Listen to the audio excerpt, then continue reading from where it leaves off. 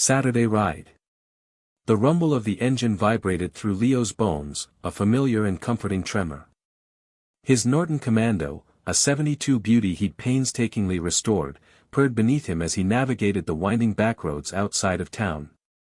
The chrome gleamed under the morning sun, and the scent of leather and gasoline filled the air, a heady aroma that always lifted his spirits. Saturday rides were his sanctuary, a chance to escape the quiet monotony of his week. He leaned into a curve, the bike responding with a graceful precision that always surprised him. Leo wasn't a natural daredevil, not really. He preferred the calculated thrill, the controlled risk.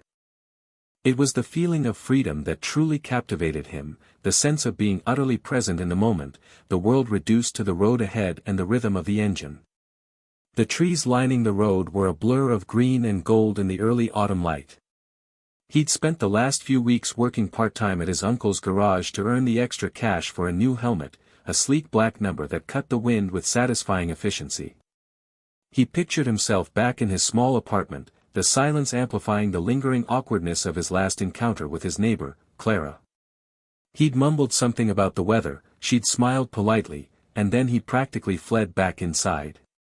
He replayed the moment again in his head, wincing slightly. Rounding a bend, the idyllic scene shattered. A flash of red, a screech of tires, and then, nothing. He slammed on his brakes, the Norton fishtailing slightly before he regained control. Lying in the road, amidst a tangle of metal and shattered plastic, was a familiar figure. Clara Gable. Her fiery red hair was splayed across the asphalt like spilled paint. Her motorcycle, a bright red Ducati, lay several feet away, its front wheel spinning uselessly.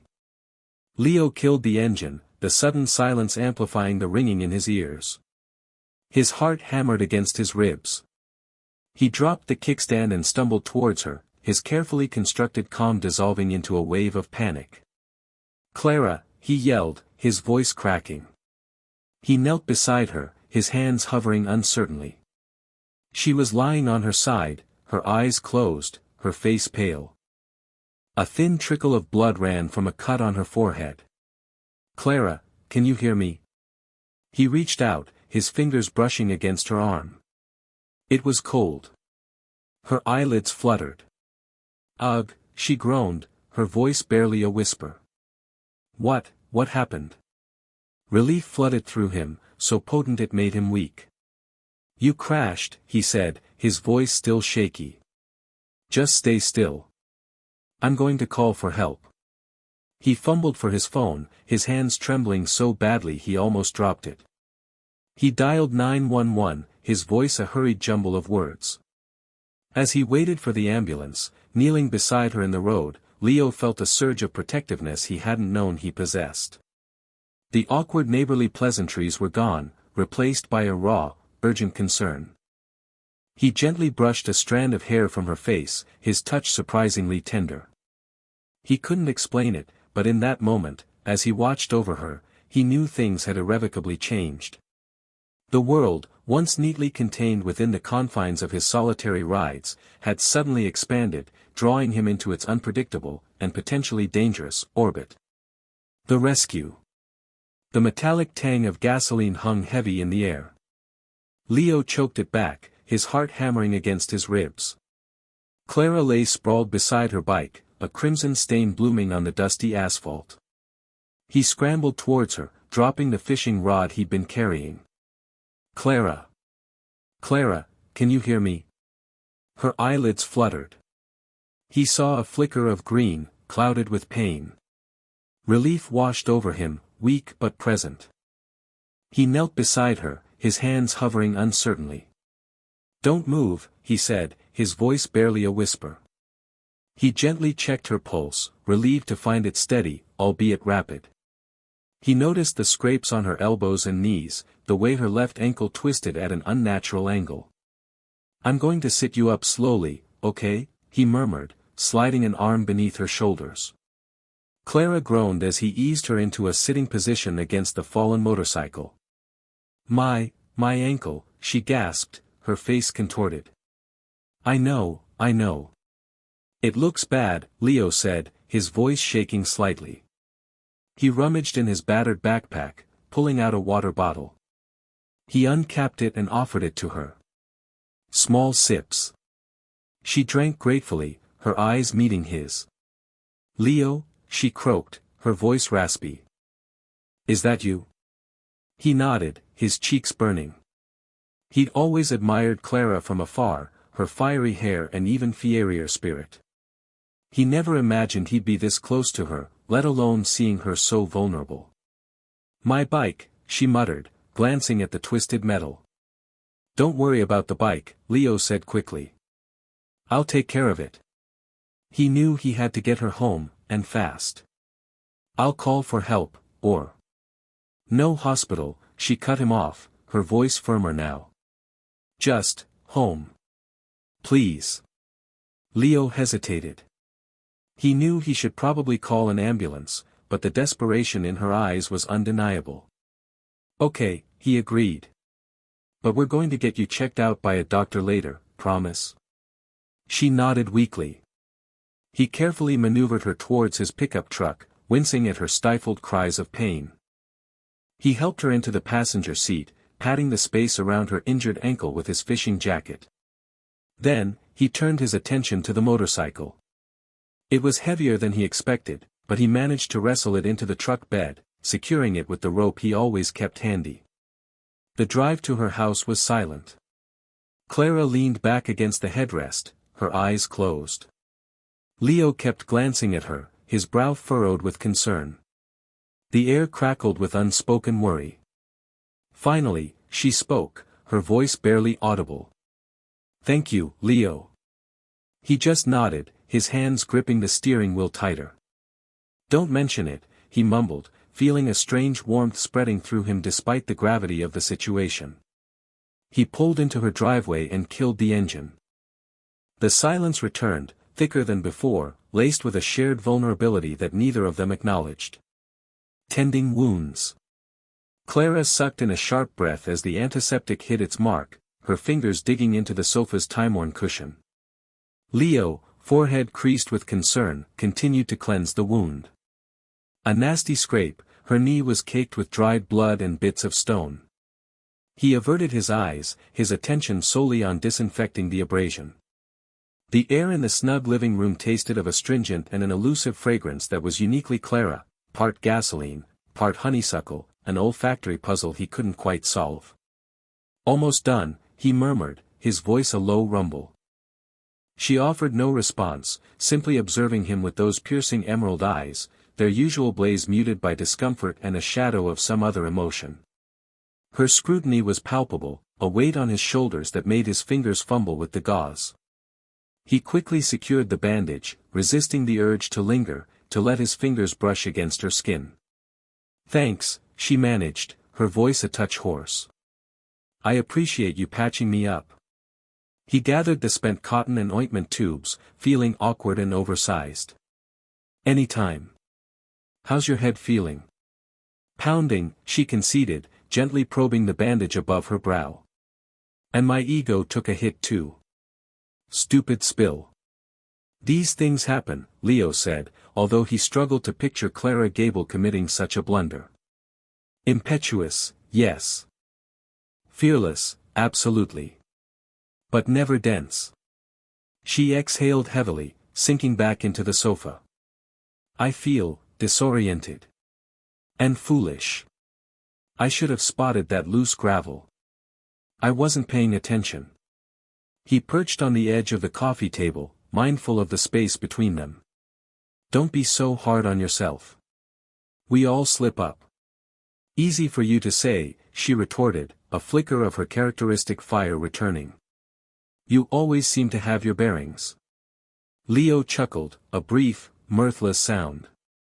"Hardly. I'm just better at pretending, maybe." A pregnant pause descended, thick with unspoken feelings.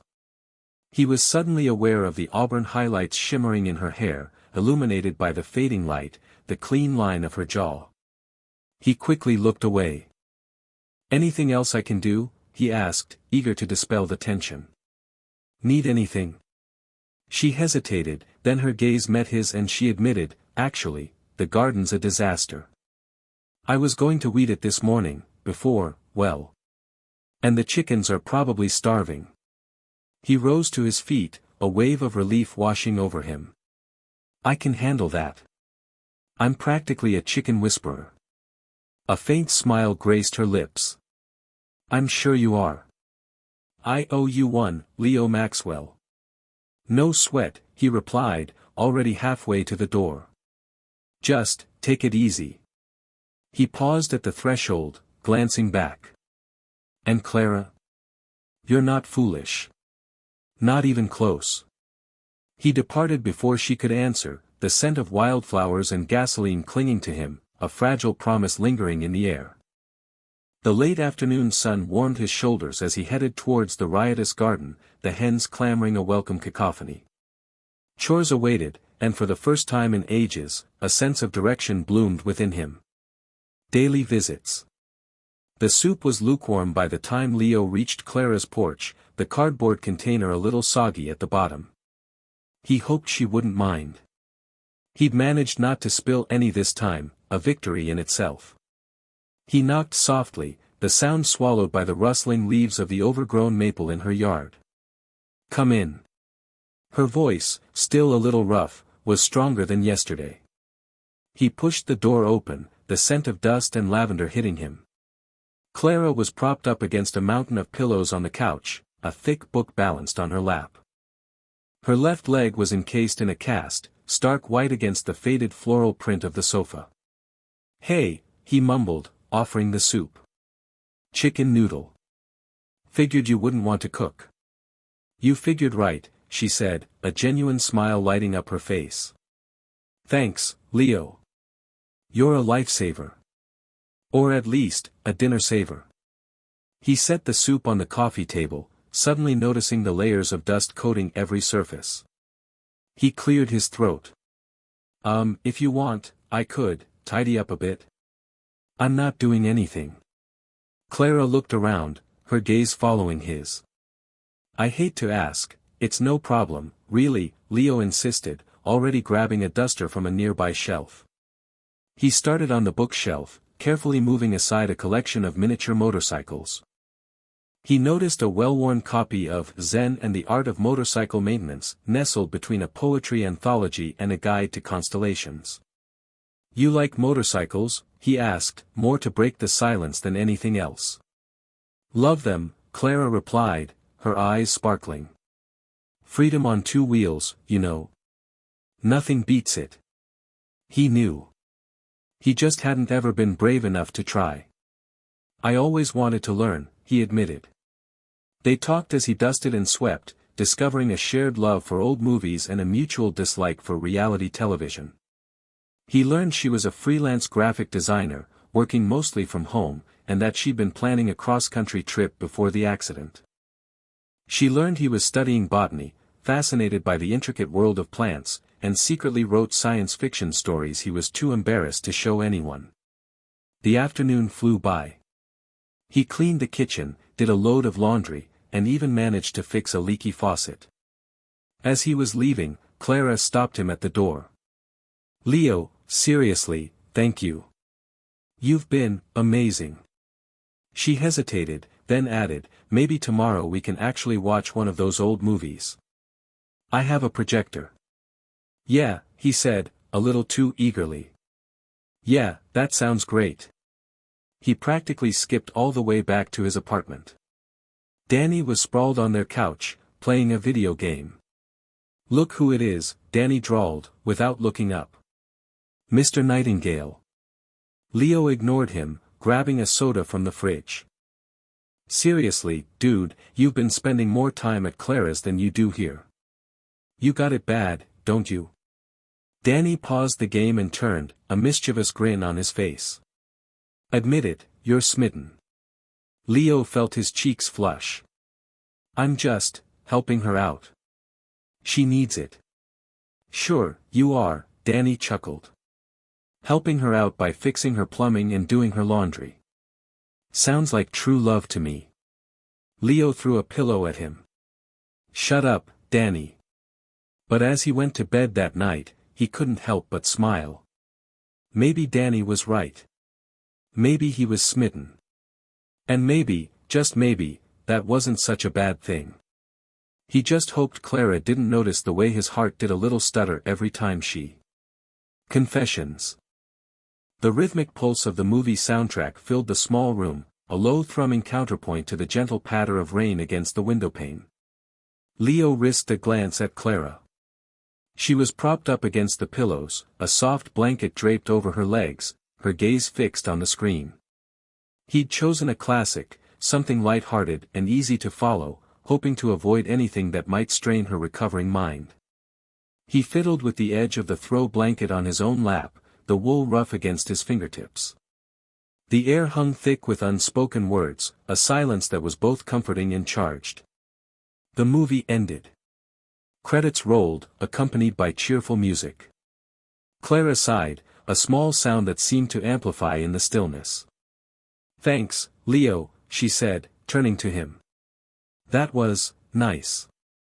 He shrugged, a nervous gesture he couldn't seem to shake. "No problem. I have, hundreds more where that came from." She smiled, a genuine smile that reached her eyes, crinkling the corners. "I've always admired how prepared you are, Leo. You always seem to have everything figured out."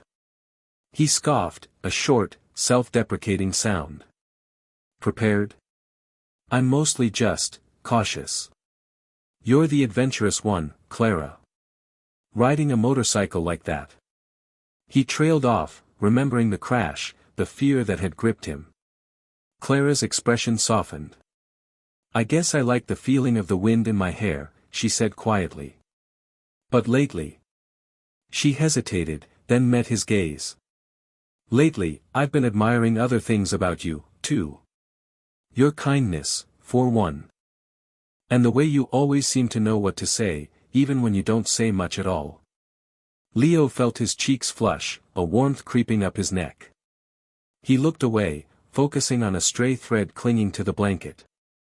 He picked at it, his fingers clumsy. He hadn't expected this vulnerability. He cleared his throat. I've noticed you too, Clara." He finally met her gaze, his heart pounding against his ribs. "Your smile, it's bright. And your garden. It's incredible. All those colors, all those different flowers, it's like a little piece of magic." The words tumbled out, a jumbled mess of sincerity. Clara's eyes widened slightly. "You noticed my garden?" He nodded, unable to stop the small smile that tugged at his lips. "I walk by it every day on my way to the library. It always makes me happy." The rain outside intensified, drumming against the glass. Inside, the silence returned, but this time it felt different, lighter. Hopeful. The air still crackled, but not with tension. It crackled with possibility. Clara reached out, her hand hovering just above his on the blanket. "Leo," she said softly, her voice barely above a whisper. "Thank you." Blossoming romance. The scent of woodsmoke and Clara's lilac perfume mingled in the air as Leo adjusted the damper on the stove. He'd invited her over for supper, a simple affair of lentil stew and crusty bread. Clara sat at the kitchen table, sketching something in a worn notebook, the charcoal leaving smudges on her cheek. "What masterpiece are you working on?" Leo asked, trying to sound nonchalant as he stirred the stew. Clara grinned, her teeth flashing white against the charcoal dust. "Just trying to capture the majesty of your cracked teapot." She held up the sketch, a surprisingly accurate, and flattering, depiction of his old chipped teapot. Leo chuckled. "Majestic is a strong word." "Nonsense. It has character," she insisted, tapping the sketch with her charcoal stick. "Unlike some people I know who are perpetually trying to blend into the wallpaper."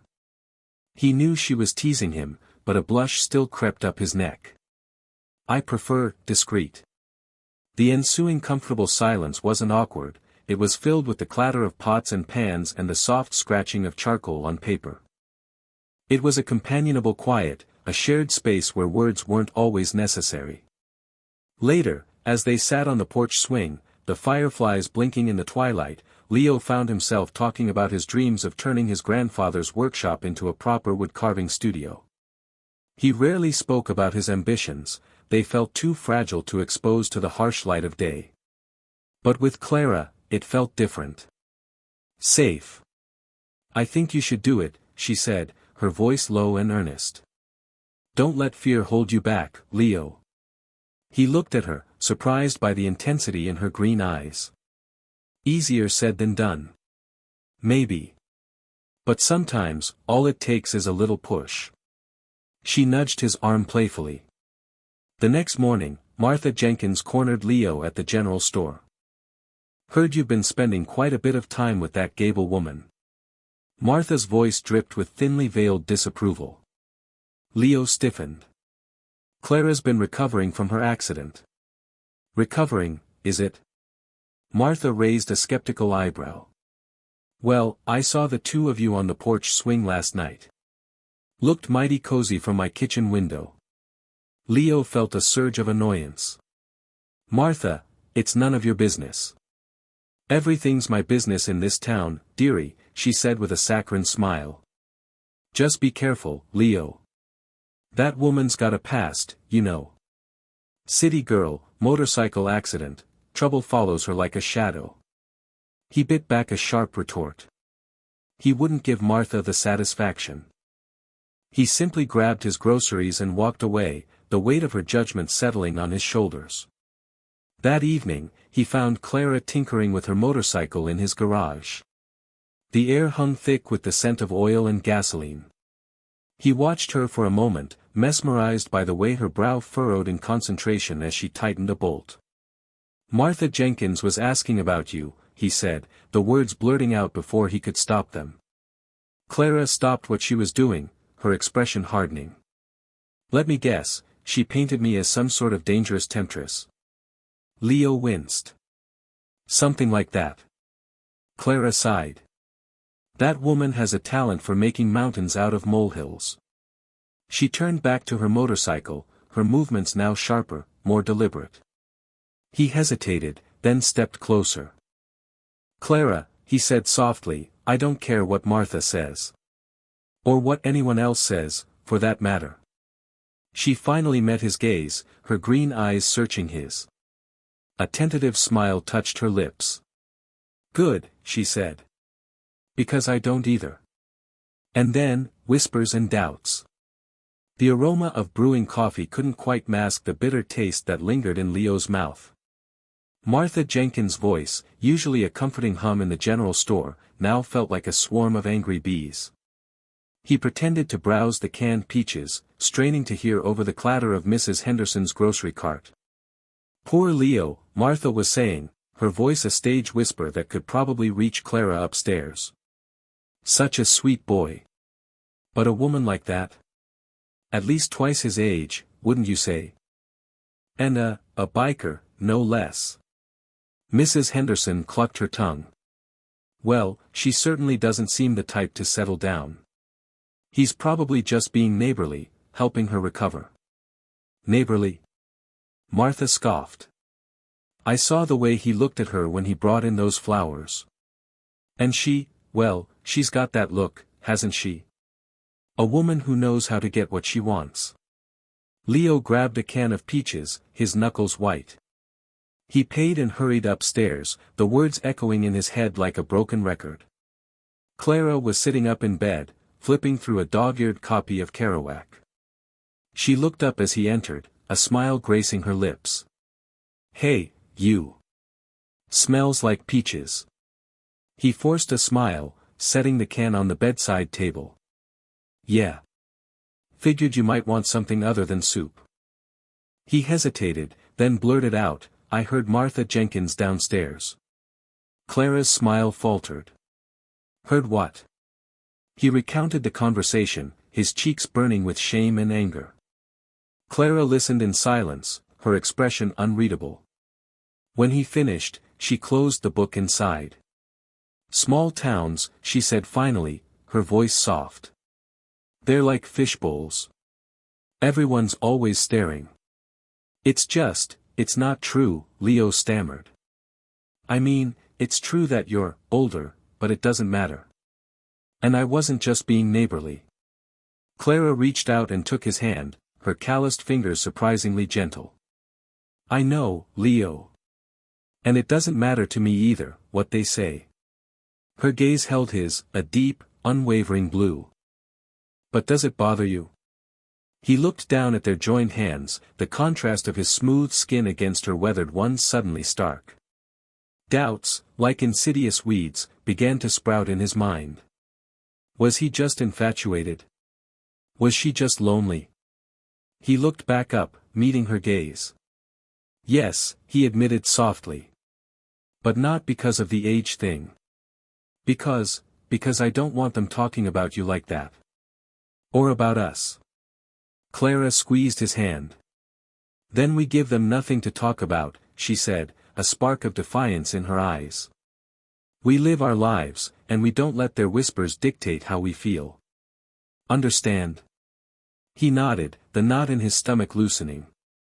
He knew it wouldn't be easy. The whispers wouldn't magically disappear. But looking at Clara, at the strength in her eyes and the warmth in her hand, he knew he wasn't alone.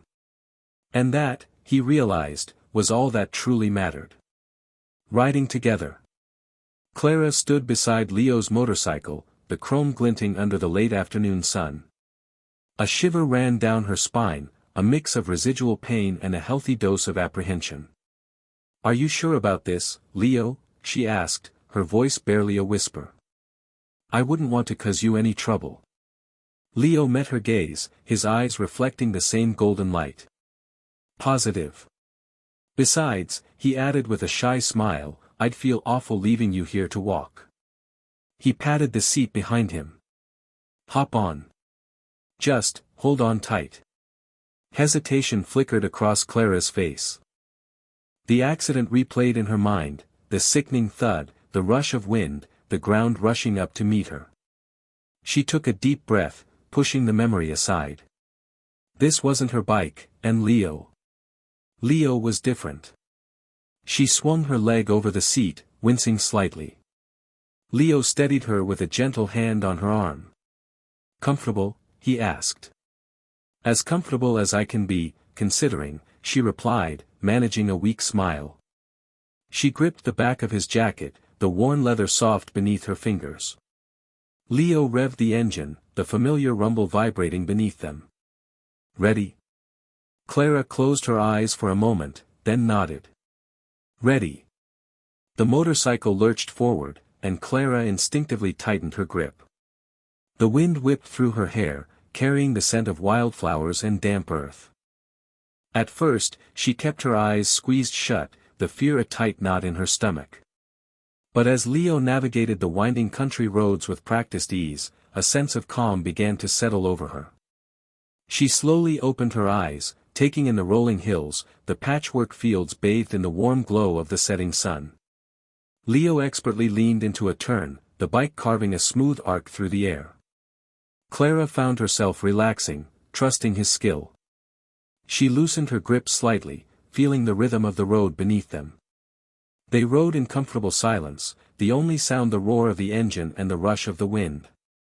Clara pointed to a hawk circling overhead, its wings catching the light. Leo nodded, his shoulders relaxing slightly. As the sun dipped below the horizon, painting the sky in hues of orange and purple, Leo pulled over to the side of the road. He cut the engine, the sudden silence amplifying the sounds of crickets chirping in the nearby fields. Clara stepped off the bike, her legs a little shaky but her spirit surprisingly lifted. "Thank you, Leo," she said, her voice sincere. "That was amazing." He turned to her, his cheeks flushed. "I'm glad you enjoyed it." He paused, then added, "We could do it again sometime. If you want." Clara smiled, a genuine smile that reached her eyes. "I think I would like that very much." The fear had receded, replaced by a burgeoning sense of adventure, and something else she couldn't quite name. The road ahead was still uncertain, but for the first time since the accident, Clara felt like she was moving forward, not just healing. The greatest adventure. The sun beat down on Leo's back, a warm, familiar weight.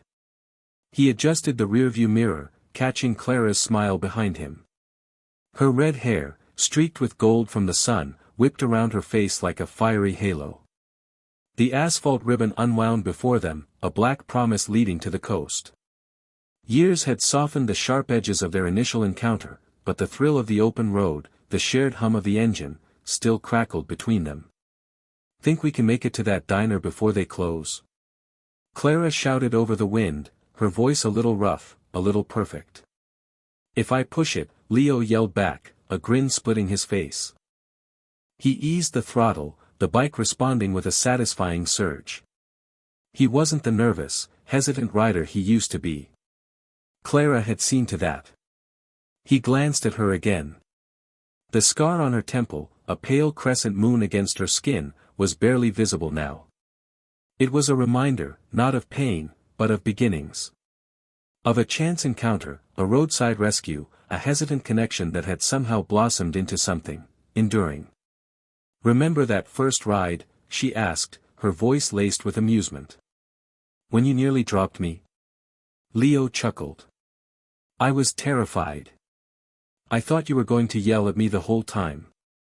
"I probably should have," she teased, bumping her helmet against his. They rode in comfortable silence for a while, the engine a steady heartbeat beneath them. The landscape blurred past, fields of golden wheat, dotted with crimson poppies, giving way to the rugged, rocky coastline. He thought of the challenges they'd faced, the doubts he'd harbored. He, the quiet, unassuming neighbor, and Clara, the vibrant, independent biker. It shouldn't have worked. But it had. They'd learned to navigate the differences in their personalities, the contrasting rhythms of their lives. He'd drawn her into his quiet world of books and stargazing, she dragged him out of his shell, forcing him to embrace spontaneity and risk. He'd learned to trust his instincts, to believe in his own strength. She'd learned to let someone in, to rely on another person without losing herself. As the sun began to dip towards the horizon, painting the sky in hues of orange and purple, they pulled into the diner parking lot. The neon sign flickered a welcoming glow. He killed the engine, the sudden silence amplifying the sound of the waves crashing against the shore.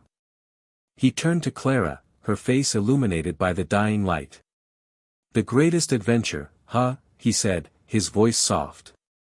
She smiled, her eyes crinkling at the corners. "Still is, Leo. Still is." He reached out, taking her hand in his.